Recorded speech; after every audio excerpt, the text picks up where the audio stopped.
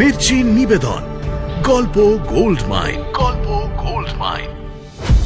এমন হরিপরির মতো নিখুঁত দাসী বাছাই করতে নজর লাগে, নজর। কিন্তু ওদিকে তো সর্বনাশ হয়ে গেছে। ওরে মর্কট, আমি যদি পরখ করে না দেখি তাহলে দোষ গুণ কে বুঝবে? মনে রেখো, একে আমি আমার খাস দাসী করব। ওকে খুন করে হাড় মাস সব শকুনকে খাওয়াবো। কোথায় বেটা? তোকে এতবার করে বোঝানো হলো, তাও তুই দরজা খুললি।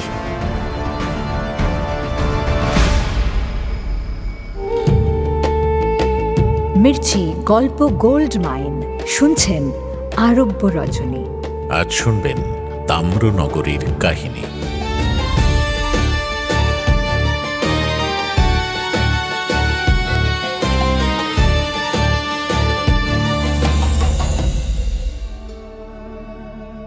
প্রতি রাতের মতো সেই রাতেও বেগম শেহরাজাদ শুরু করেন তাঁর কাহিনী। শর্ত, রাত ভোর হওয়ার আগে কাহিনী শেষ করতে হবে। শুরুটা করে দেন সুলতান শাহরিয়ার।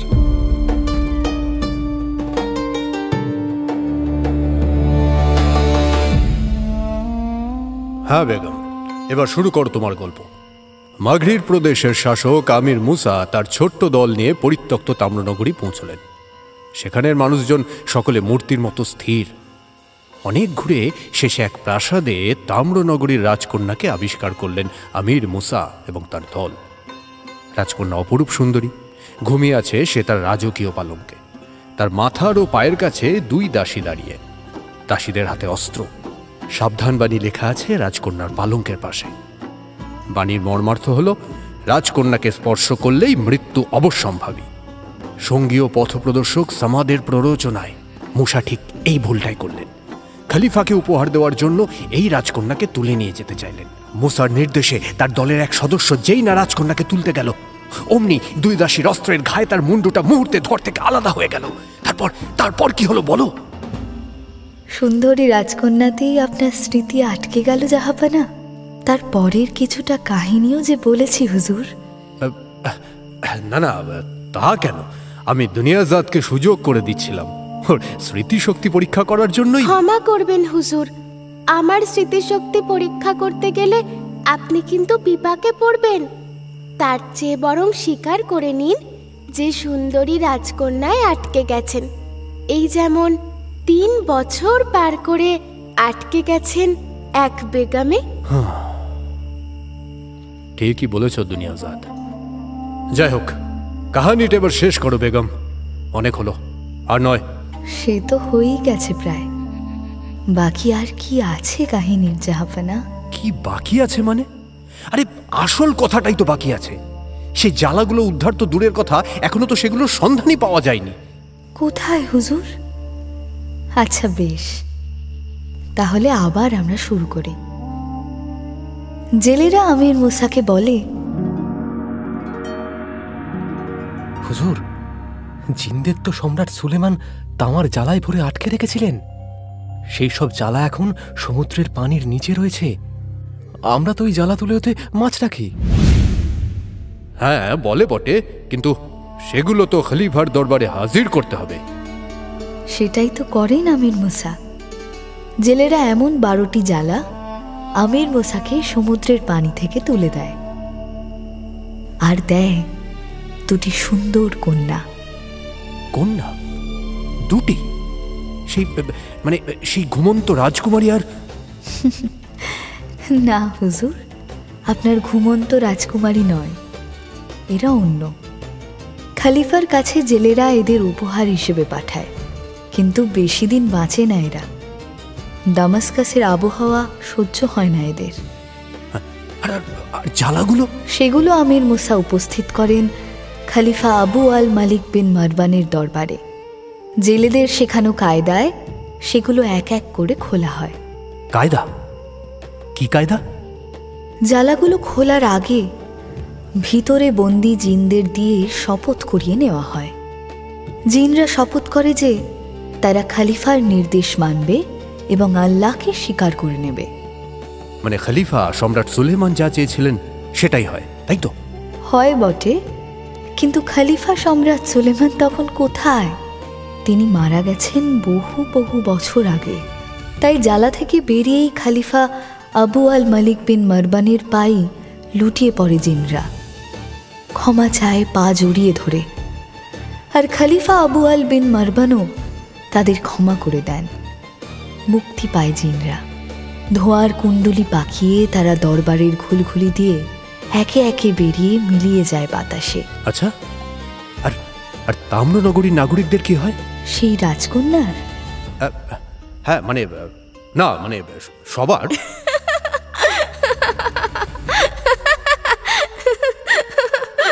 খলিফা আবু আল বিন মারবান তাম্রনগরী নাগরিকদের জন্য আল্লাহর কাছে ক্ষমা প্রার্থনা করেন।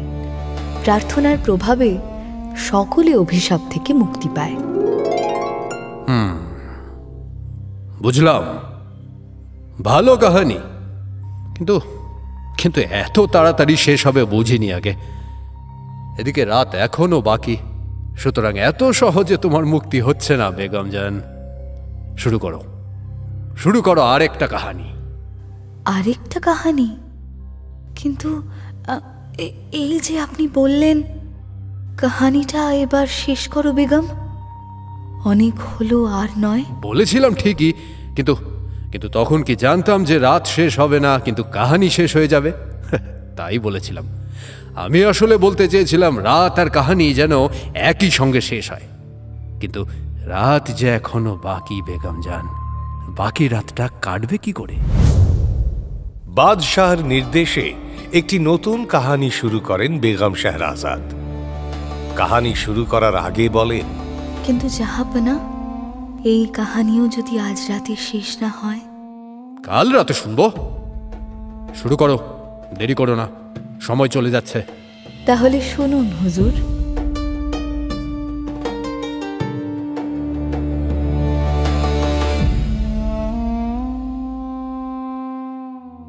বহু বছর আগে বস্র দেশের সুলতান ছিলেন মোহাম্মদ ইবিন সুলেমান আল জিনি। তিনি খুব দয়ালু সুলতান ছিলেন। দীন দরিদ্র মানুষের দুঃখের কথা শুনলে তিনি কাতর হয়ে পড়তেন, তাদের সাহায্য করতেন। ধর্মে কর্মেও তার মতি ছিল বেশ। 5 বেলা নামাজ আদা করতেন, রোজা রাখতেন। তার মতো সুলতান সে সময় খুব কমই ছিল। তার 2 উজির ছিলেন। প্রথম জন কাকনের পুত্র আল ফদল। উজির আল ফদল ছিলেন দয়ালু, সৎ এবং জ্ঞানী। যে কেউ কোনো সমস্যা নিয়ে তার কাছে এলে তিনি ধৈর্য ধরে শুনতেন, যথাযোগ্য সমাধানের চেষ্টা করতেন। উচিত বিচারে কোনো পক্ষপাতিত্ব করতেন না। আল ফদলের এই স্বভাবের জন্য দেশের সকলে তাকে সমীহ করত, ভালোবাসত, তার কথা শুনত। কিন্তু দ্বিতীয় উজির সাবিরের পুত্র মঈন ছিলেন একদম উল্টো। তিনি কাউকে সহ্য করতে পারতেন না। তার কাছে কেউ কোনো সমস্যা নিয়ে এলেই চটে যেতেন। মনে করতেন মানুষকে শাস্তি দিলেই সব নিয়ন্ত্রণে থাকবে, এবং লঘু পাপে গুরুদণ্ড দেওয়ার জন্য তিনি প্রজাদের মধ্যে কুখ্যাত ছিলেন। প্রজাদের মধ্যে উজির আল ফদলের খ্যাতি মঈনের ঈর্ষার কারণ ছিল।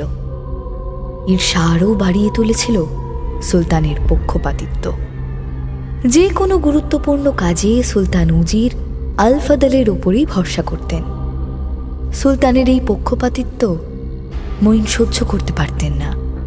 তিনি সুলতানের চোখে আল ফদলকে ছোট করার জন্য মুখিয়ে থাকতেন। এমনভাবেই চলছিল সালতানিয়াতের কাজ কারবার। একদিন সুলতান শোনেন যে বস্ত্রর বাজারে খুব ভালো ভালো দাস দাসীর একটা চালান এসছে। তিনি আল ফদলকে বলেন,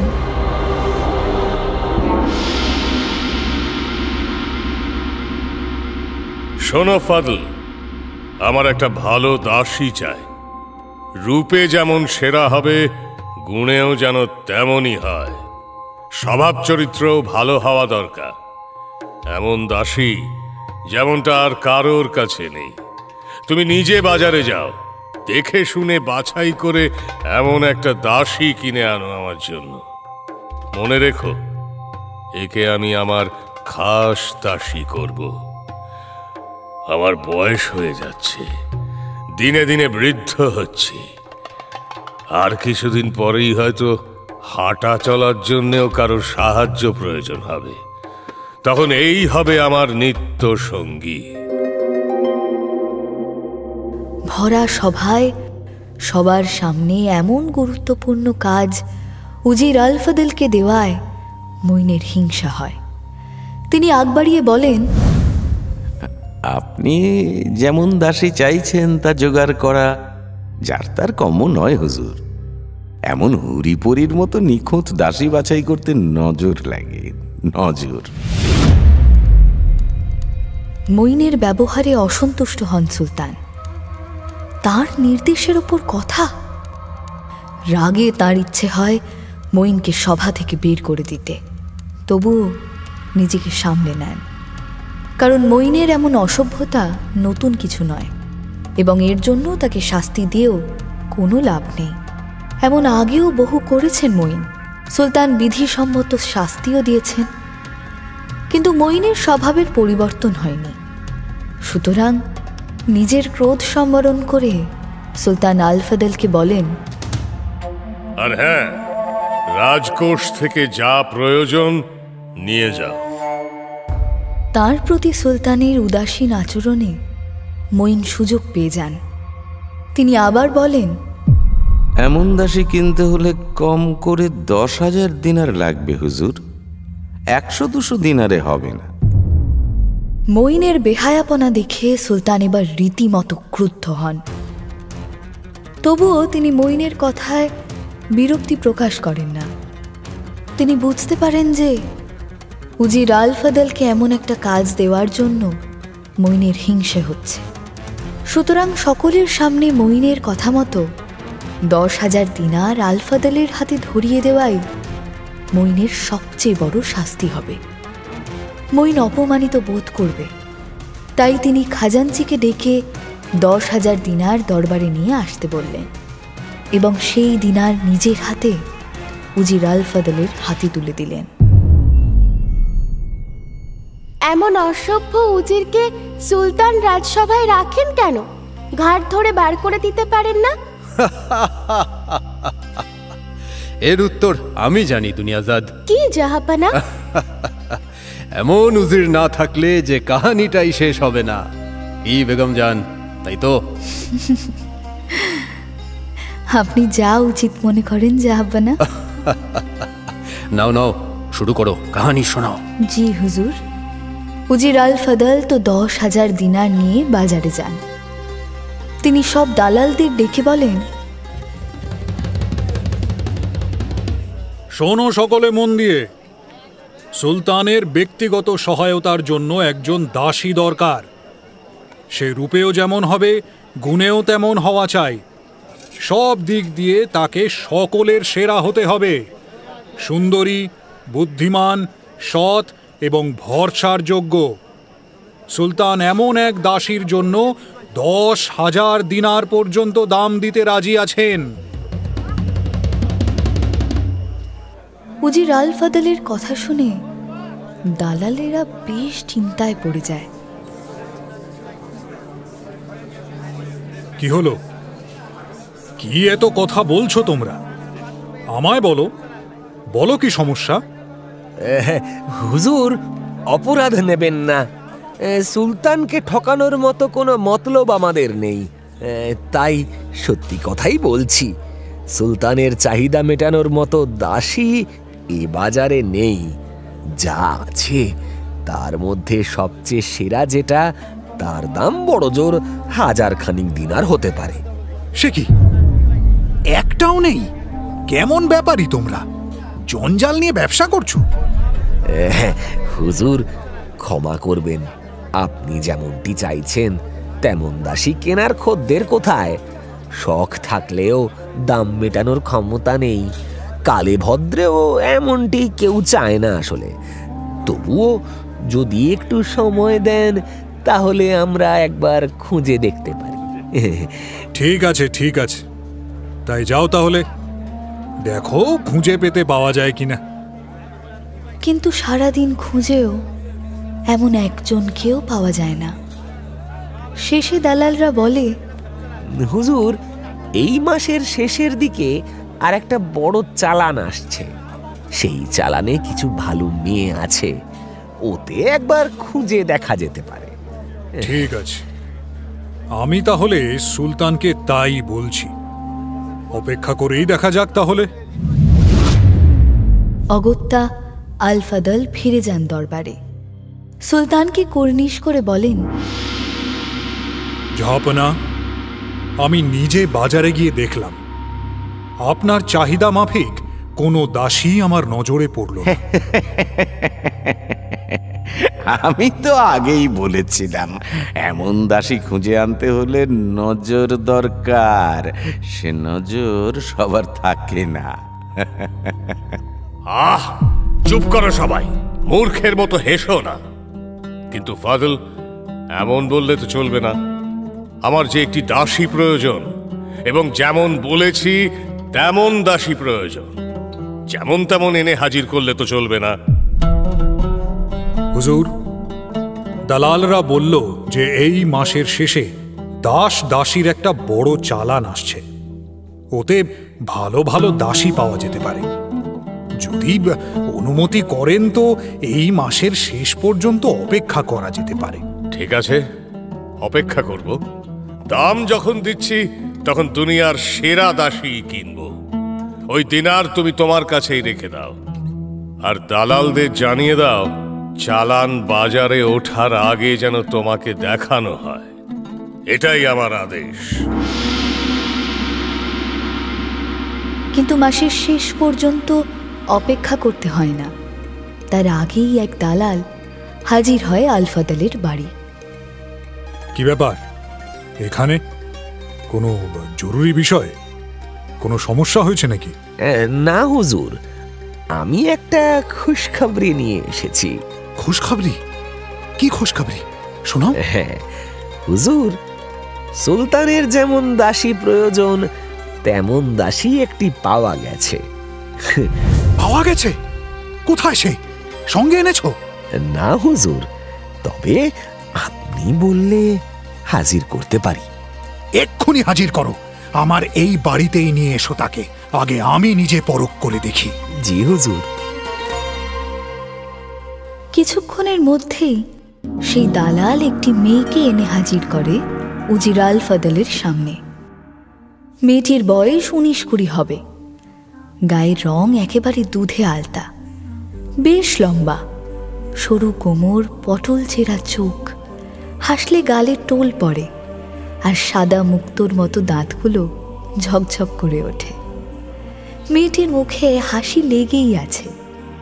রূপে যে সে শ্রেষ্ঠ তা নিয়ে সন্দেহ করার অবকাশই থাকে না উজির আল ফাদলের। কিন্তু গুণ? উজির সাহেব দালালকে জিজ্ঞেস করেন, দেখতে শুনতে তো ভালোই দেখছি, কোনো খুঁ তো চোখে পড়ছে না। কিন্তু সুলতানের যে গুণও দরকার, কিছু পারে টারে নাকি মাকাল ফল? না না হুজুর, আমি ভালো করে খোঁজ নিয়েই এনেছি এই মেয়েকে। ওর গুণেরও কমতি নেই, ওকেই জিজ্ঞেস করুন না একবার। আচ্ছা, তা কি কি পারো তুমি? আচ্ছা, তার আগে নামটা শুনি। কি নাম তোমার? আনিস আল জালিস। আনিস আল জালিস? বাহ, এই নামের মানে জানো? মধুমিতা। প্রথম দর্শনেই মধুমিতার রূপে উজির আল ফাদল মুগ্ধ হয়েছিলেন। এবার তার কণ্ঠস্বর শুনে তার মুগ্ধতা আরও বেড়ে যায়। তিনি মধুমিতাকে জিজ্ঞেস করেন, কে রেখেছে তোমার এত সুন্দর নামখানা? জি, আমার মালিক। ওর মালিককেও সঙ্গে নিয়ে এসেছি হুজুর, ডাকবো? হ্যাঁ হ্যাঁ, ডাকো তাকে। দালাল এক বৃদ্ধ পার্সিকে নিয়ে আসে ঘরে। উজির আল ফাদল জিজ্ঞেস করেন, এর এই নাম তুমি রেখেছো? জি হুজুর। বাহ, বেশ। তা কি কি শিখিয়েছো ওকে? ওকে আমি নবাব বাদশাদের যোগ্য করে মানুষ করেছি। আরবি এবং পার্সি সাহিত্যে ওর ভালো দখল আছে। অঙ্ক, বিজ্ঞান, ইতিহাস, ভূগোল, দর্শন, আইন, সমাজবিদ্যায় ওর তুল্য পারদর্শী খুব কমই পাবেন হুজুর। আমি ওর লেখাপড়ার বিষয় কোনো কার্পণ্য করিনি। ওর চরিত্রে কোনো খুঁত খুঁজে পাবেন না। আচার ব্যবহারে ও সকলের মন জয় করতে পারে এ বিশ্বাস আমি রাখি। এছাড়া গান জানে, ভালো নাচতেও পারে। সবচেয়ে বড় ওর রসবোধ। এমন সূক্ষ্ম রসজ্ঞান অনেকেরই হিংসের বস্তু, এবং এই কারণেই ওর নাম মধুমিতা রেখেছি হুজুর। রূপের কথা না হয় ছেড়েই দিলাম, সে তো দেখতেই পাচ্ছি। গুণও তো কিছু কম বলছো না। তুমি যা বলছো তা তো অনেক শেহজাদির পর্যন্ত থাকে না। কিন্তু তোমার মুখের কথাই যে সত্যি সেটা বিশ্বাস করব কি করে? আমি তো তোমাকে চিনিও না, ওকে তো চেনার কোনো প্রশ্নই নেই। হুজুর, সন্দেহ থাকলে ওকে আপনি আপনার কাছে দিন 10 রেখে দেখুন না হয়। ওর গুণের কথাও জেনে যাবেন তখন। তারপরে না হয় সুলতানের সামনে হাজির করবেন। আর এই 10 দিন আপনার কাছে থাকলে ওর বিশ্রামও হবে। তাতে দেখবেন ওর রূপের চিল্লা বেড়ে দ্বিগুণ হয়ে যাবে। অনেকটা পথ সফর করে এসেছে তো, এখন ওর চোখে মুখে ক্লান্তি ভরে রয়েছে। বেশ, তাই হবে। কিন্তু একবার আসল কথাটা বলো দেখি, কত কি নেবে? হুজুর, এই দালালের থেকে জেনেছি যে আপনি নিজেই 10,000 দিনার দাম ধার্য করেছেন। ওই 10,000 দিনারই দেবেন আমায়। আমি ধার্য করিনি, সুলতান করেছেন। কিন্তু একটু কম সম করবে না? যদি বলেন তো আমি এমনিই ওকে দিয়ে দিচ্ছি, 1 দিনারও নেব না। কিন্তু যদি দাম দিতে চান তাহলে ওই 10,000 দিনারই দিতে হবে। 1 দিনার কমও নেব না, 1 দিনার বেশিও নেব না। বেশ, তাই হবে। তাহলে অনুমতি দিন হুজুর, আমি চলি। ঠিক 10 দিন বাদেই আসব। যদি ওকে আপনার পছন্দ হয় তাহলে দাম মিটিয়ে দেবেন, আর পছন্দ না হলে ওকে ফিরিয়ে দেবেন। তবে হুজুর, একটা প্রতিশ্রুতি দিতে হবে। প্রতিশ্রুতি?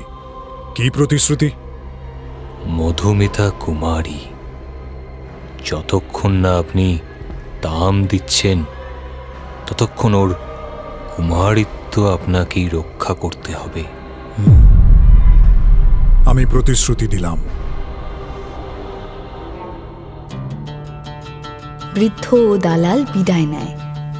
উজির আল ফাদাল নিজে মধুমিতাকে নিয়ে হাজির হন অন্দরমহলে। বিবিকে ডেকে মধুমিতার সঙ্গে পরিচয় করিয়ে দেন। বিবিকে মধুমিতার বিষয় বিস্তারিত জানিয়ে বলেন, এই কদিন ওকে একটু যত্নে রেখো, আর ওই বৃদ্ধ পার্সি যা যা বলছে সেগুলো সত্যি কিনা তা যাচাই করে নিও। যত্নে না হয় রাখলাম ওকে, আমার সঙ্গে সঙ্গেই রাখলাম না হয় সারাটা দিন। কিন্তু ওর এত গুণ, সেসব আমি পরখ করব কি করে? অঙ্ক, ভূগোল, ইতিহাস, বিজ্ঞান, দর্শন এসবে পণ্ডিত নাকি আমি? আমায় ভুল বুঝিয়ে দিলে ধরতেই পারবো না। কিন্তু গান বাজনা তো বুঝবে, নাচটাও তুমি জানো, সেইগুলোই পরখ করবে। বাকিটা আমি সময় সুযোগ বুঝে দেখে নেব। আর হ্যাঁ, নূরের থেকে বাঁচিয়ে রাখবে ওকে। নূর যেন জানতে না পারে ওর কথা। আর একা একান্তই যদি জেনে যায় এবং কোনো বেয়াদবি করে বসে, তাহলে আমি কিন্তু নিজে হাতে ওর গর্দান নেব। হায় আল্লাহ! উজির আল ফাদলের একমাত্র পুত্র আলী নূর, অসাধারণ রূপবান সুপুরুষ সে। শহরে এমন কোনো যুবতী নেই যে তার প্রেমে পড়েনি। বহু মেয়ের সর্বনাশ পর্যন্ত করেছে সে, তাদের শাদী ভণ্ডুল করে দিয়েছে, সারা জীবনের মতো বদনাম করে দিয়েছে। কিন্তু সে নিজে শাদী করেনি। শহরের সবাই জানে তার কুকীর্তির বৃত্তান্ত, তবুও তাকে শাস্তি দেওয়ার কোনো উপায় নেই। প্রচণ্ড চালাক সে, এমন কৌশলে প্রেমের জাল বিছায় যে তাকে দোষী সাব্যস্ত করা যায় না, উল্টে মেয়েরাই দোষী প্রমাণিত হয়। তাও কুমারী মেয়েরা তাকে এড়িয়ে চলতে পারে না, তাকে দেখলেই প্রেমে পড়ে যায়। মধুমিতাও যে তাকে দেখলেই প্রেমে পড়ে যাবে এবং আলী নূরও মধুমিতার সর্বনাশ করতে ছাড়বে না, সে বিষয়ে উজির আল ফাদল একরকম নিশ্চিত। সুতরাং সে মধুমিতাকেও সাবধান করে দেয়। শোনো মেয়ে, এই বাড়িতে একটা খুব পাজি বখাটে ছেলে থাকে। সম্পর্কে সে আমার পুত্র, আমার একমাত্র পুত্র। দেখতে ভারী সুন্দর, সুপুরুষ, কিন্তু বদমাইশের হাড্ডি। এই শহরে এমন কোনো যুবতী মেয়ে নেই যে ওর প্রেমে পড়েনি। অনেক মেয়ের অনেক সর্বনাশ করেছে সে। তুমি নিজেকে ওর থেকে লুকিয়ে রাখবে, আর একান্তই যদি ওর সামনে পড়ে যাও তবে পালিয়ে যাবে, বুঝেছ? জি হুজুর, আপনি যা বলবেন তাই হবে। কিন্তু তবুও উজির সাহেব নিশ্চিন্ত হতে পারেন না। তার বাড়িতে বেশ কিছু খোঁজা চাকর ছিল। তারা দেখতে ছিল বেজায় কদাকার। লম্বায় তারা সাধারণ মানুষের কোমরের নিচে পড়ত। সবকটাই এক একটা আস্ত ভিতুর ডিম, স্বভাবে বেজায় নিরীহ, কিন্তু খুব বিশ্বাসী। বাড়ির দাসীরা পর্যন্ত ওদের নিয়ে নানা ঠাট্টা মশকরা করত। ওরা খুব চটে যেত, দু চারটে গালিগালাজও করত, কিন্তু ওই পর্যন্তই। ওর বেশি কিছু করার মুরত ছিল না ওদের। উজির সাহেব ওদের দুজনকে মধুমিতার পাহারায় মোতায়েন করেন। সে রাতটা কাটে নির্বিঘ্নেই। পরের দিন মধুমিতা স্নান সেরে চোখে সুরমা এঁকে সুন্দরভাবে সেজে এসে দাঁড়ায় উজির সাহেবের বিবির সামনে। তার রূপ যেন ফেটে পড়ছে। বিবি তাকে বুকে জড়িয়ে ধরে আদর করেন, কপালে চুমু খান। তারপর তার জন্য শরবত আর মিষ্টি আনিয়ে বলেন, নাও, তুমি এগুলো খেয়ে নাও, আমি বরং স্নান সেরে আসি। ও আর হ্যাঁ, আমি বেরিয়ে গেলে দরজাটা এঁটে দেবে ভালো করে, কেমন? কারোর ডাকে খুলবে না, শুধু আমি বললেই খুলবে, বুঝেছ? আপনি যেমন বলবেন। উজিরের বিবি ঘর থেকে বেরিয়ে যান। মধুমিতাও সঙ্গে সঙ্গে দরজা বন্ধ করে দেয়। বিবি সাহেবা দরজার বাইরে দুই খোঁজাকে বলেন, এই, তোরা এদিকে খেয়াল রাখিস, দেখিস কেউ যেন বাইরে থেকে ঢুকতে না পারে। আমি স্নান করতে যাচ্ছি, কেউ এলে বলবি আমি ঘরে নেই, স্নানে গেছি। জি মালকিন। উজিরের বিবি হামামে ঢোকেন, সঙ্গে একদল দাসী। কেউ তার কাপড় বইছে, কেউ বইছে গয়না, কেউ আবার তার গা হাত পা রোগড়ে রোগড়ে স্নান করিয়ে দেবে। এমন সময় আলী নূর এসে উপস্থিত। আলী বরাবর বাড়ি থেকে বেরোতো তার মাকে জানিয়ে, আবার বাড়ি ফিরে প্রথমেই মায়ের সঙ্গে দেখা করত। সেদিনও সে বাইরে থেকে ফিরে প্রথমেই তার মায়ের সঙ্গে দেখা করতে আসে। ঘরের সামনে বহাল দুই খোঁজাকে দেখে জিজ্ঞেস করে, কি রে তোরা এখানে এখানে কি করছিস? পাহারা দিচ্ছি হুজুর। পাহারা? কিসের পাহারা? মালকিন তো স্নানে গেছেন, ঘরের ভেতরে ছোট মালকিন আছেন। মালিক আমাদের বলেছেন ছোট মালকিনকে সব সময় পাহারা দিতে। ছোট মালকিন? সেটা আবার কে? এই তো কালই এসেছেন। মালিক তাকে সুলতানের জন্য এনেছেন। সুলতানের জন্য? তাহলে এখানে কি করছে সে? যে পরখ করা চলছে। পরখ করা মানে? মালিক তার দোষ গুণ যাচাই করছেন। যদি ভালো লাগে তাহলে 10,000 দিনার দিয়ে কিনবেন তাকে, তারপর সুলতানকে দিয়ে দেবেন। 10,000 দিনার? তো এত দিনার তোদের মালিক কোথা থেকে পেল? অত শত জানি না বাবু, তবে শুনেছি সুলতান দিয়েছেন। বুঝলাম। তাহলে তো আমাকে একবার পরখ করে দেখতে হচ্ছে। না না না না হুজুর, না না না না না। কিসের না? ওর সামনে আপনার যাওয়া নিষেধ আছে, তাই তো আমাদের পাহারায় বসিয়েছেন। আমার নিষেধ? কার হুকুমে? আগে মালিকের হুকুমে। ওরে মরকট, আমি যদি পরখ করে না দেখি তাহলে দোষ গুণ কে বুঝবে? সে বাড়িতে আমি ছাড়া আর আছেটা কে যে বুঝবে? তোদের মালিক তো বুড়ো।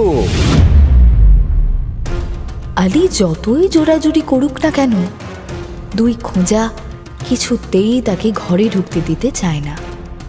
রীতিমতো ধস্তাধস্তি শুরু হয়ে যায়। এদিকে ঘরের ভিতরে মধুমিতা সব শুনতে পায়। সে বুঝতে পারে যে এই উজির সাহেবের সেই বখাটে ছেলে।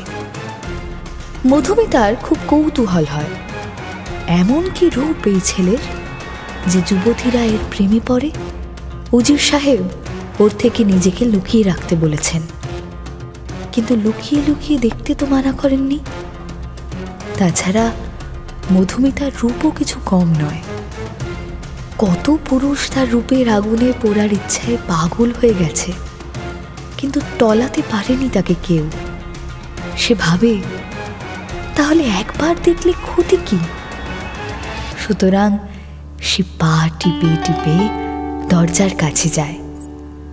দরজাটা খুলে আলতো একটু ফাঁক করে দেখে,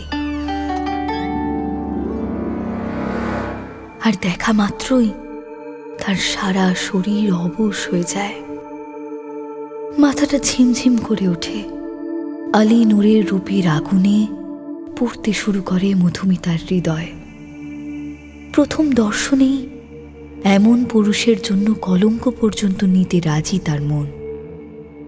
নূরও দরজার ফাঁক দিয়ে মধুমিতাকে দেখে ফেলে এক ঝলক। মধুমিতার রূপের টানে সেও দিক বিদিক জ্ঞান শূন্য হয়ে ঝাঁপিয়ে পড়ে দরজার ওপর। দরজার পাল্লা দুটো সশব্দে খুলে ঢুকে পড়ে ঘরে। তার ধাক্কায় মধুমিতা ছিটকে পড়ে বিছানার উপর। নূর খুব দ্রুত দরজাটা বন্ধ করে হুড়কো লাগিয়ে দেয়। খোঁজা চাকর দুজন আপ্রাণ চেষ্টা করে দরজা খোলার। দরজার উপর দমাদম পিটতে থাকে আর চেঁচাতে থাকে, কিন্তু তাদের চেঁচানোই সার। কে শোনে কার কথা? নূরের দিকে চেয়ে আছে নিখুঁত সুন্দরী মধুমিতা। এমন সুন্দরী নূর সারা জীবনে দেখেনি। বস্ত্রর প্রতিটা যুবতীর সঙ্গে প্রেম করেছে সে, কিন্তু তারা কেউই মধুমিতার নখের যোগ্যও নয়। এমন রূপসীর জন্য মরতেও সে রাজি। সময় বয়ে চলে নিজের খেয়ালে। দুজনে তাকিয়ে থাকে দুজনের দিকে। বাইরে তখন হুলস্থুল কাণ্ড। খোঁজা দুজন বহু চেষ্টা করেও যখন দেখে দরজা খোলে না, তখন তারা ছোটে হামামের দিকে। হামামে তখন উজির সাহেবের বিবির স্নান সবে শুরু হয়েছে। কাপড় চোপড় খুলে সবে তিনি আয়েশ করে বসেছেন। দাসীরা কেউ পিঠ ঘষে দিচ্ছে, কেউ পা ঘষে দিচ্ছে, কেউ আবার হাত ঘষে দিচ্ছে। আরামে তার চোখ বুজে ঘুম এসে যাচ্ছে। হঠাৎ তিনি চমকে ওঠেন। হামামের দরজা কেউ যেন দমাদম পিটছে, যেন এই ভেঙে ফেলবে পাল্লা দুটো। সেই সঙ্গে পরিত্রাহী চিৎকার। বিবি সাহেবা বিরক্ত হয়ে এক দাসীকে বলেন, আহ, দেখ তো দেখি কোন আহম্মক বিরক্ত করছে, দূর করে দে বেটাকে। ঘরে তখনও আলী নূর দেখছে মধুমিতাকে, মধুমিতা দেখছে আলী নূরকে। দুজনেই দুজনের রূপে মুগ্ধ হয়ে গেছে। কেউ কারোর দিক থেকে চোখ ফেরাতে পারছে না। হঠাৎ মধুমিতার মনে পড়ে উজির সাহেবের সাবধান বাণী। শোনো মেয়ে, এই বাড়িতে একটা খুব পাজি বখাটে ছেলে থাকে। সম্পর্কে সে আমার পুত্র, আমার একমাত্র পুত্র। দেখতে ভারী সুন্দর, সুপুরুষ, কিন্তু বদমাইশের হাড্ডি। এই শহরে এমন কোনো যুবতী মেয়ে নেই যে ওর প্রেমে পড়েনি। অনেক মেয়ের অনেক সর্বনাশ করেছে সে।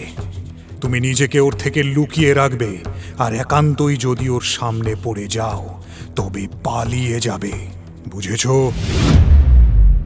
মধুমিতা সঙ্গে সঙ্গে দুহাতে মুখ ঢাকে। নূরেরও আবেশ ভঙ্গ হয়। সে ধীরে ধীরে মধুমিতার সামনে গিয়ে দাঁড়ায়, খুব মিষ্টি করে বলে, কি হলো রূপসী, মুখ ঢাকলে কেন? আমাকে তোমার পছন্দ হয়নি? নূরের কথায় মধুমিতার হৃদস্পন্দন বেড়ে যায়। তার মন যেন চিৎকার করে বলতে চায়, পছন্দ হয়েছে, খুব খুব পছন্দ হয়েছে, কিন্তু গলা দিয়ে আওয়াজ বেরোয় না। মধুমিতার উত্তরের আশায় এক মুহূর্ত অপেক্ষা করে নূর। তারপর খুব হতাশভাবে বলে, বুঝেছি বুঝেছি, আমাকে তোমার পছন্দ হয়নি। ঠিক আছে, আমি তোমাকে আর বিরক্ত করব না, চলেই যাচ্ছি আমি। নূর ঘুরতেই মধুমিতা বিছানা থেকে নেমে নূরের হাতটা ধরে ফেলে। নূর ফিরে তাকায়। মধুমিতা লজ্জায় হাত ছেড়ে দিয়ে মাথা নামিয়ে নেয়। নূর তার থুতনিটা তুলে ধরে। গোলাপ পাপড়ির মতো ঠোঁট দুটো তার থরথর করে কাঁপছে। নূর নিজের ঠোঁট দুটো দিয়ে স্পর্শ করে তার ওই শিহরিত দুই ঠোঁট। মধুমিতা অবশ্যই লুটিয়ে পড়ে নূরের দুই বাহুতে। নূর তাকে জড়িয়ে ধরে বিছানায় পড়ে যায়। হামামের সামনে তখনও চলেছে দুই খোঁজার তাণ্ডব। হঠাৎ এক দাসী হামামের দরজা খুলে বেরিয়ে দাঁড়ায় দুজনের সামনে। দাসীকে দেখে দুজনেই দুপা পিছনে সরে যায়। দাসী বেশ ঝাঁঝালো সুরে বলে, কিরে বেটা মুখ পোড়ার দল, চাচাচ্ছিস কেন? না মানে বেগম সাহেবা। বেগম সাহেবা? অসভ্য কোথাকার! জানিস না বেগম সাহেবা এখন স্নান করছেন? বেআবরু তিনি এখন। কিন্তু প্রেয়সী, এদিকে যে সর্বনাশ হয়ে গেছে। প্রেয়সী? কে তোর প্রেয়সী রে হতচ্ছাড়া? আরে আরে এত চড়ছো কেন? হ্যাঁ সুন্দরী, না হয় কথায় কথায় একটু প্যার মহব্বত করলামই, তো ক্ষতি কি? হ্যাঁ ক্ষতি কি? তাই বলে কি তোমাকে আর আমার বিবিজান বানাতে পারবো গো? আল্লাহ সে স্বাদ দিয়েছেন 16 আনা, কিন্তু সাধ্য দেয়নি 1 কোনা। আহারে আমার না হতে পারে নাগর, দুঃখ করিস না রে। অমন করে দুঃখ করে কি আর করবি বল? সবই তো ভাগ্যের খেলা। আমি না হয় আল্লাহকে বলে দেব, পরের জন্মে তিনি তোকে একটা রামপাঠা বানিয়ে দেবেন। তাহলে কি মজা হবে বল? সারাদিন পাল পাল ছাগলের সঙ্গে ঘুরে বেড়াবি।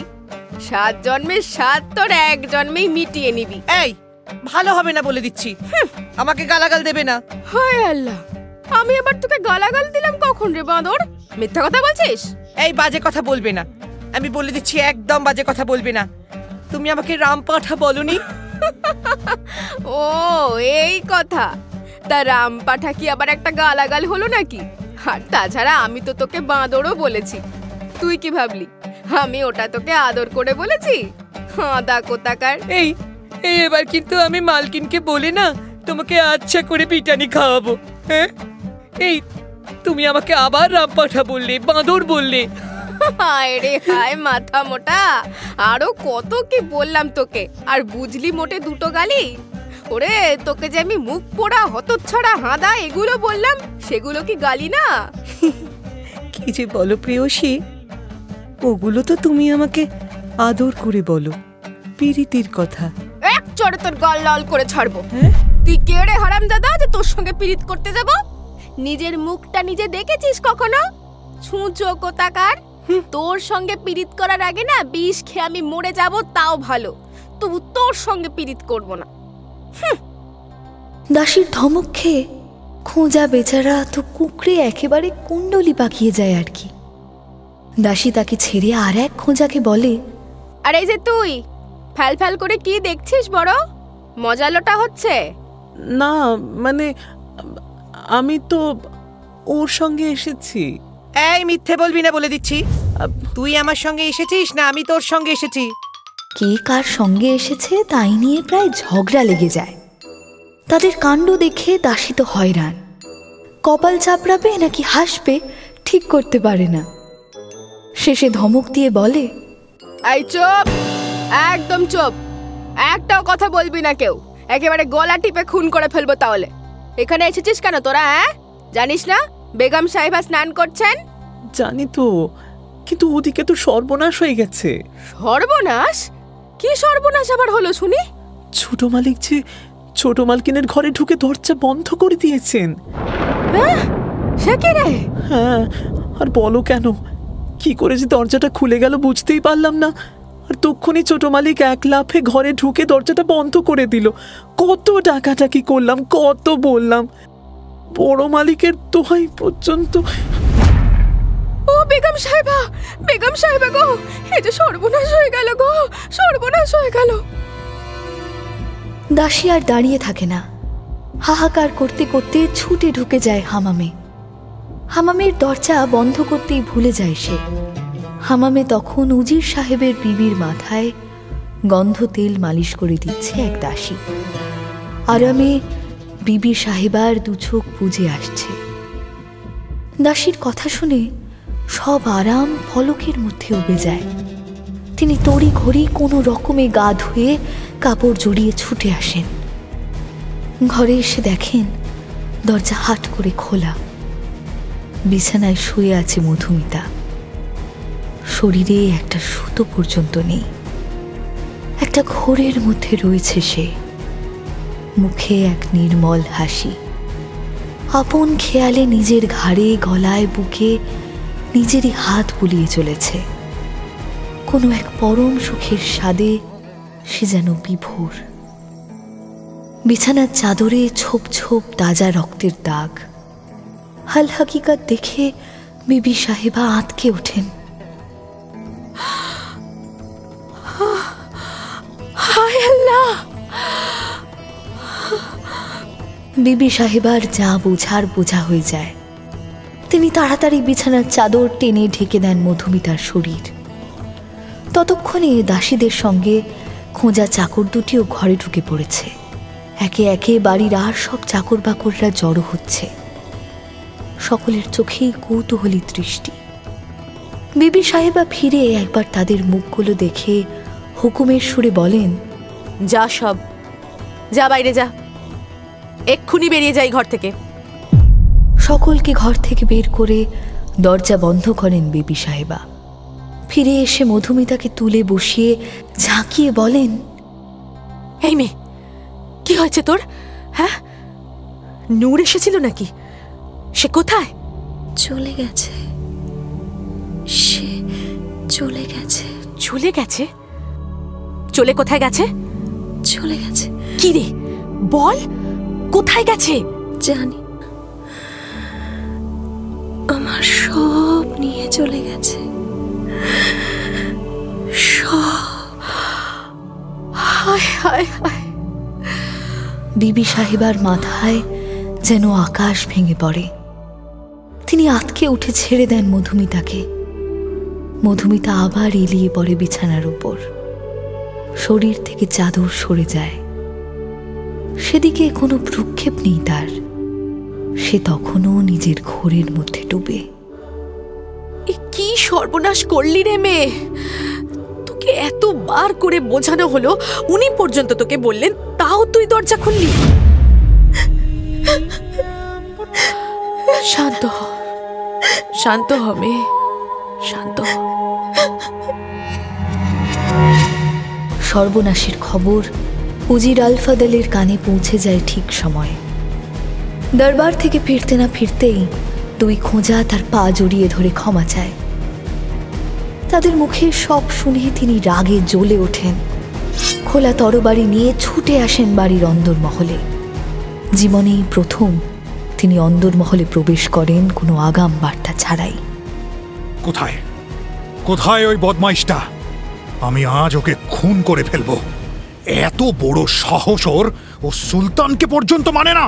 তার ভোগ্যাকে সে নিজে ভোগ করে। ওকে খুন করে হাড় মাস সব শকুনকে খাওয়াবো। কোথায় বেটা? ওগো ওগো, তুমি শান্ত হও, শান্ত হও, এমন করো না। ও যে তোমারই ছেলে। নিকুচি করেছে ওরকম ছেলের। ওই ছেলে থাকার থেকে না থাকা ভালো। না ওগো ওগো, একবারটি শোনো, একবারটি শোনো, একটু শান্ত হয়ে বসো। দেখো, রাগের মাথায় ভালো মন্দ কিছু হয়ে গেলে আফসোসের সীমা থাকবে না কিন্তু। আফসোস? হ্যাঁ হ্যাঁ, আফসোস।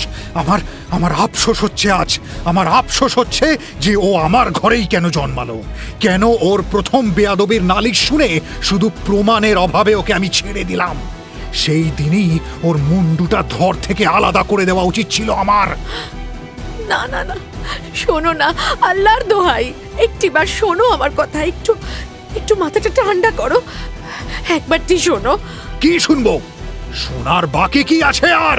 শোনো না, বসো এখানে, একটু একটু চুপ করে বসো, একটু বসো। আমার দোহাই, আমার কথাও কি তুমি শুনবে না? বিবি সাহেবার কথায় কিছুটা শান্তি পান উজির। খাটের একপাশে বসেন তিনি। বিবি তাকে বুঝিয়ে বলেন, শোনো, ছেলের একার কিন্তু দোষ নেই। হ্যাঁ, দোষ ওই মেয়েরও আছে। হ্যাঁ, সে তো বলবেই। তুমি তো তার মা। তোমার চোখে তো তোমার ছেলে নির্দোষ হবেই। চেঁচিও না, সবাই শুনতে পাবে। কি ভাববে বলো তো? ভাবার আর বাকি কি আছে? আচ্ছা আচ্ছা, শোনো, আমাদের ছেলের দোষ, কিন্তু ওই মেয়ে কেন দরজা খুলে দিল? হ্যাঁ, ওকে তো পই পই করে বোঝানো হয়েছিল নূরের থেকে দূরে থাকতে। নূর কেন এসেছিল এখানে? কেন তুমি তাকে বারণ করনি? আটকাওনি কেন তুমি? এখন ছেলের হয়ে সাফাই গাইছো? আমি তো তখন হামামে ছিলাম। তখনই হামামে যেতে হলো? আমাকে কি তুমি এত বোকা পেয়েছো? তুমি নিশ্চয়ই সব জানতে। নিজেই হামামে যাওয়ার নাম করে ছেলেকে সুযোগ করে দিয়েছো। হায় আল্লাহ, এমন কথা তুমি বলতে পারলে? এই তুমি আমাকে বিশ্বাস করো? করি না। তুমি আর তোমার ছেলে কাউকেই বিশ্বাস করি না আমি। বিশ্বাস করো, বিশ্বাস করো, আমি কিছুই জানতাম না। আমি আমি আমি জানলে কিছুতেই ওই মেয়েকে একা ফেলে হামামে যেতাম না। তাহলে কি বলতে চাও তুমি? তোমার ছেলে তককে তককে ছিল, তুমি সরতেই এসে হামলে পড়েছে ওর ওপর। ও তো বাড়িতেই ছিল না। ওর নামে এমন দোষারোপ করা কি ঠিক হচ্ছে? এই, একদম ছেলের হয়ে সালিশি করবে না বলে দিচ্ছি। আমি ওকে খুন করেই ছাড়বো। কোথায় ও? না না না না, আচ্ছা আচ্ছা আচ্ছা, শোনো শোনো, ওকে ওকে খুন করলে কি সমস্যা মিটবে? হ্যাঁ, যা হবার তা তো হয়েই গেছে। সে তো হয়েই গেছে, আর কি? এবার আমার চাকরিটা গেল। এবার মনে হচ্ছে সুলতান আমাকে দেশ ছাড়া করেই ছাড়বেন। অমন অলক্ষণে কথা বলো না গো। বলবো না? বলবো না? ভেবে দেখেছো এবার কি হবে? এই কথা সুলতানের কানে যেতেই সুলতান ছুটে যাবেন। সঙ্গে ইন্ধন যোগাবে ওই মঈন। কিন্তু যদি সুলতানের কানে না যায়? অসম্ভব। কেন অসম্ভব? কেন? হাতে আর মাত্র 9 দিন, তারপরেই দাম মিটিয়ে মধুমিতাকে সুলতানের সামনে হাজির করার কথা। হ্যাঁ, কিন্তু সুলতান কি সেটা জানেন? মানে তুমি কি তাকে মধুমিতার কথা বলেছো? না, এখনো বলিনি। এখনো ওকে পরখ করা বাকি আছে, আর পরখ করেই বাকি হবে। এদিকে ফেরতও হয়তো দিতে পারবো না। আমি ওর মালিককে প্রতিশ্রুতি দিয়েছিলাম যে ওর কুমারিত্ব রক্ষা করব। সে মালিক কি ওকে আর ফেরত নেবে? এখন যে কি হবে? অত হতাশ হইও না তো। ওর মালিক এলে গুনে গুনে 10,000 দিনার দিয়ে দেবে, না হয় লেখা চুকে যাবে। কি বলছো? কিছু খেয়াল আছে? ওই দিনার যে সুলতানের। শোনো, আমার কথা ঠান্ডা মাথায় শোনো। মধুমিতার মালিক এলে তাকে 10,000 দিনার দিয়ে দাও, কথা বাড়িও না। বরং তাকে বলো আরো 10,000 দেবে, সে যেন আর একটা ওই মেয়ের মতো মেয়ে নিয়ে আসে। আরো 10,000 পাবো কোথায়? সে না হয় আমি আমার যত গয়না আছে সব বিক্রি করে দেব। তোমার যা জমি জিরেত আছে সেসব আর আমার গয়না বিক্রি করে 10,000 দিনার জোগাড় হয়ে যাবে তো, বলো? অসম্ভব। আমি আমার সম্পত্তি বিক্রি করব ওই বদমাইশটাকে বাঁচাতে? হতেই পারে না। আরে কি মুশকিল! এসব সঙ্গে নিয়ে কি তুমি কবরে যাবে নাকি? নাকি আমি কবরে যাব? এসব তো আমাদের ছেলেরই। আমরা আর কদিন বলো তো? তাকে বাঁচাতে এগুলো বিক্রি করলে সমস্যা কোথায়? তুমি বুঝতে পারছো না আসল সমস্যাটা। আসল সমস্যা সুলতান আর ওই উজির মঈন। তারা জানলে তো সমস্যা। মধুমিতার খবর তো তারা জানেই না। আমরা বাদে জানে ওই বাড়ির চাকর বাকরগুলো। সে না হয় ওগুলোকে আমিই ধমকে দেব। আর ওই দালাল এবং মধুমিতার মালিক? ওদের তুমি সামলে দেবে। আর দিনার পেলে ওরা এমনিতেই সামলে যাবে। একটা বিক্রি করতে এসে দুটো গছিয়ে যাচ্ছে, এমন মুনাফা সহজে জোটে নাকি? কিন্তু আর একটা মধুমিতা পাবে তবে তো বেচবে। সে ঠিক ওরা জোগাড় করে ফেলবে। কিন্তু এদিকে যে লাভটা হবে সেটা তো ভাবছো না একবার?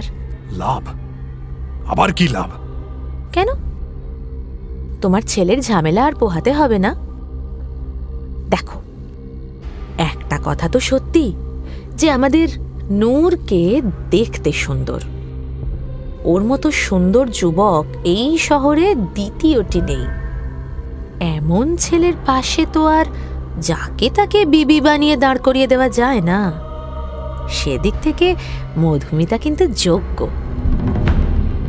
উজির আলফাদাল শান্ত হন, তবে বিবি সাহেবার কথায় নয়। বিবি সাহেবার কথা আদৌ তার মনে ধরে না। নূর যতই তার সন্তান হোক না কেন, সে অন্যায় করেছে। তাকে শাস্তি দেওয়ার বদলে বিবি সাহেবা আরও তার মঙ্গল করতে চাইছেন। একটা অপরাধকে ঢাকার চেষ্টা করছেন। উজির আলফাদাল সেটা সমর্থন করেন না মন থেকে। তবুও তিনি শান্ত হন, কারণ শান্ত হওয়া ছাড়া আর কোনো উপায় নেই। ছেলেকে মেরে ধরে বকিয়ে আসল সমস্যার সমাধান কিছুই হবে না। আসল সমস্যার সমাধানের শুধুমাত্র একটাই পথ, মধুমিতার পরিবর্তে অন্য কাউকে সুলতানের সামনে হাজির করা। তাতে দুটি বাধা আছে। প্রথমত দিনার, দ্বিতীয়ত যোগ্যতা। দিনার জোগাড়ে একটা সুবিধা আছে উজির আলফাদালের। বিবি তার গয়নাগুলো বিক্রি করতে দেবে, তাতে বেশ খানিকটা সুরাহা হবে।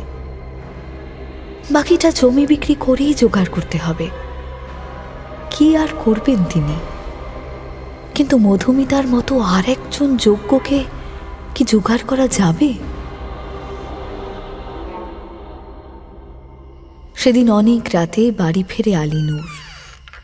সারা বস্ত্র তখন গভীর ঘুমে মগ্ন। বাড়িতে পা রেখেই আগে চারদিক ভালো করে দেখে নেয়, কেউ জেগে নেই। খুব সাবধানে পা টিপে টিপে অন্দরমহলে প্রবেশ করে সে। নিঃশব্দে গিয়ে দাঁড়ায় বিবি সাহেবার দরজায়। চারিদিক আরেকবার দেখে নিয়ে খুব সাবধানে টোকা দিয়ে ঢোকে। হায় আমার জিগার কা টুকরা, আমার জান, কোথায় ছিলি এতক্ষণ? বিবি সাহেবা ছেলেকে পেয়ে যেন ধরে প্রাণ ফিরে পান। ছেলেকে জড়িয়ে ধরেন বুকে, তাকে আদর করে গায়ে মাথায় হাত বুলিয়ে নিয়ে গিয়ে বসান খাটে। ছেলেও মাকে জড়িয়ে মায়ের কাঁধে মাথা রেখে বসে।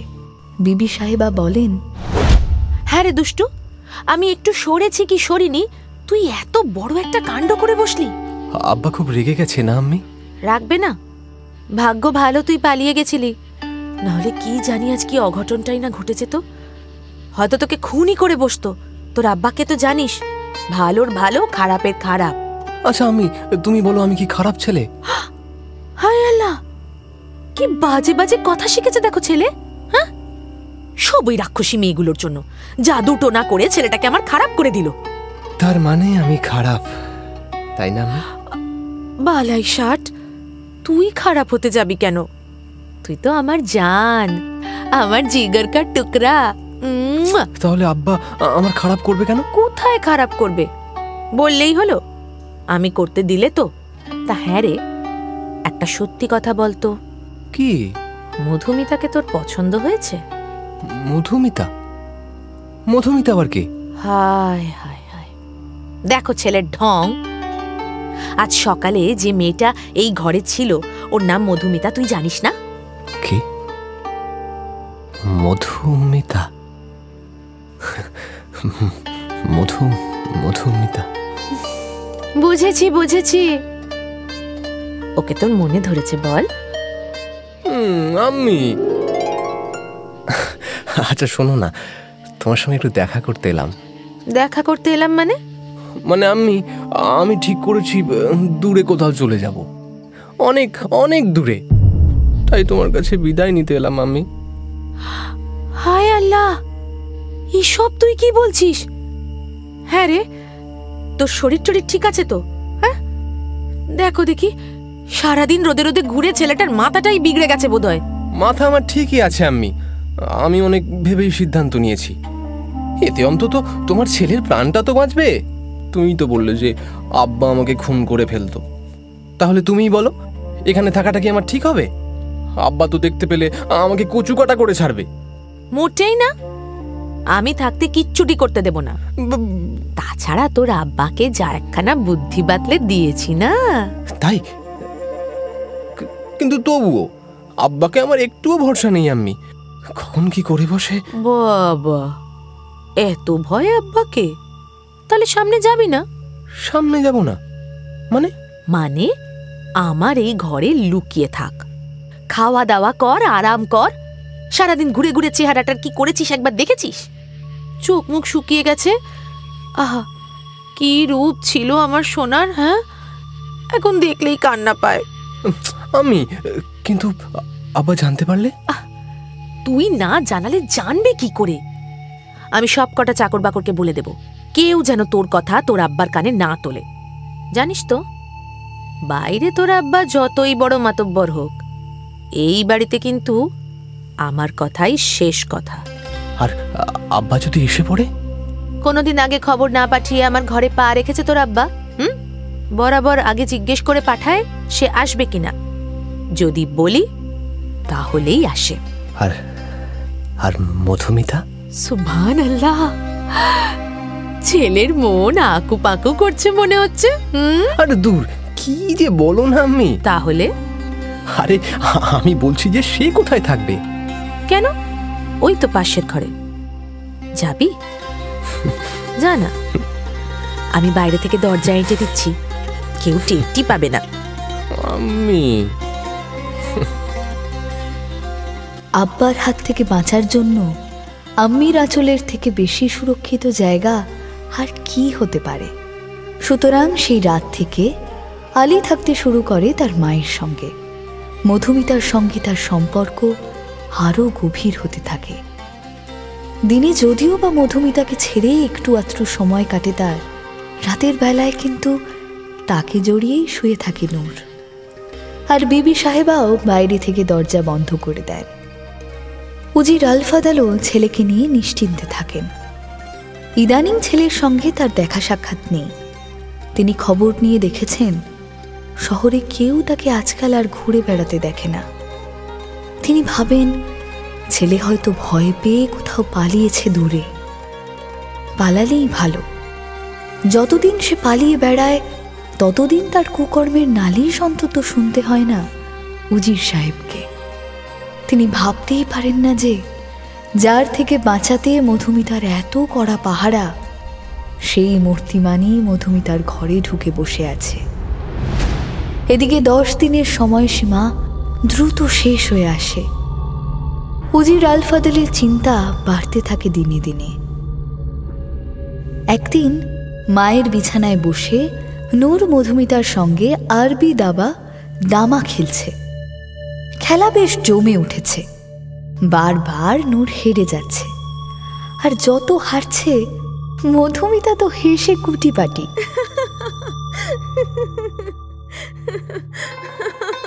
বিবি সাহেবা তাদের দুজনকে দেখছেন, তার মুখেও হাসির ছোঁয়া। মনে মনে ভাবছেন, ভালো প্যাঁচে পড়েছে এবার তার নূর, এই মেয়েই তাকে সিধা করে দেবে। এমন সময় এক খোঁজা হুড়মুড় করে এসে ঢোকে বিবি সাহেবার ঘরে। খোঁজাকে ওইভাবে ঢুকতে দেখে ভীষণ বিরক্ত হন বিবি সাহেবা। ঝাঁঝিয়ে উঠে বলেন, হারাম খোর কোথাকার, হ্যাঁ? কায়দা কানুনের কি মাথা খেয়ে বসে আছিস? জানিস না আমার ঘরে ঢুকতে গেলে অনুমতি নিতে হয়? আগে মালকিন, সেই অনুমতি নিতেই তো এসেছি। পিঠের ছাল তুলে দেবো চাপকিয়ে, বেয়াদব! মস্করা করছিস আমার সঙ্গে? আমার সঙ্গে মস্করা? না মানে বিশ্বাস করুন মালকিন, আমি মস্করা করছি না। আমি তো আর আসিনি, আমাকে পাঠিয়েছেন। পাঠিয়েছেন? কে কে পাঠিয়েছেন? আগে মালিক। খোঁজার মুখে মালিক শব্দটা শুনেই বিবি সাহেবার মুখ শুকিয়ে যায়। আলী নূর এবং মধুমিতা দুজনেই আঁতকে ওঠে। তাদের মুখে আতঙ্কের ছায়া স্পষ্ট হয়। বিবি সাহেব অস্ফুটে বলেন, মালিক? হ্যাঁ মালকিন, তিনি এইদিকে আসবেন, তাই আপনার কাছে অনুমতি নিতে পাঠালেন।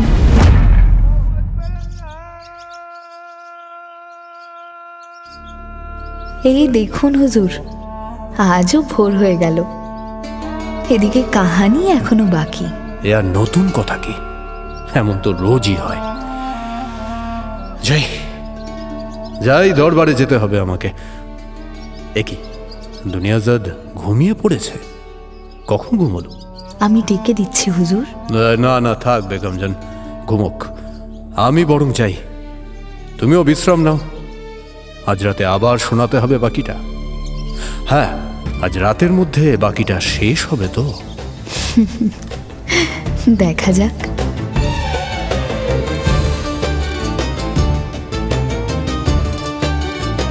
আবার একটা দিনের জন্য বেঁচে গেল বেগম শেহরাজাদ।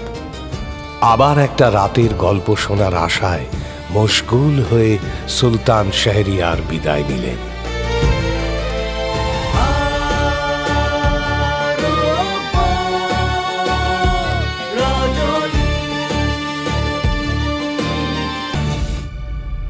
মির্চি গল্প গোল্ড মাইনে শুনলেন আরব্য রজনী। গল্প পাঠে শেখর, শাহরিয়ার অমিত দে, দুনিয়াজাদ বর্ণালী দে বর্মন, শেহরাজাদ সাঁজবাতি দাস, জেলে আলী নূর আলাপন মুখার্জি, ফাদল দিব্যেন্দু কুন্ডু, ফাদলের স্ত্রী আম্রপালি ঘোষ মিত্র, মঈন উৎপল সরকার, দালাল অর্ঘ্যমাল্য মাইতি, মধুমিতা সঙ্গীতা গাঙ্গুলি, বৃদ্ধ অর্ক, খোঁজা পল্লব ব্যানার্জি, অভিক ঘোষাল।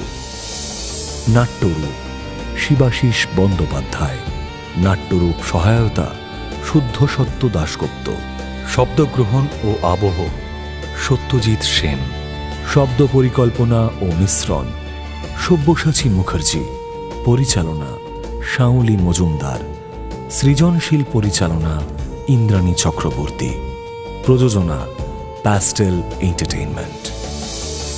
মির্চি গল্প গোল্ড ওয়াইন আপনার জন্য exclusively Mirchi Bangla YouTube channel এবং গানা অ্যাপে।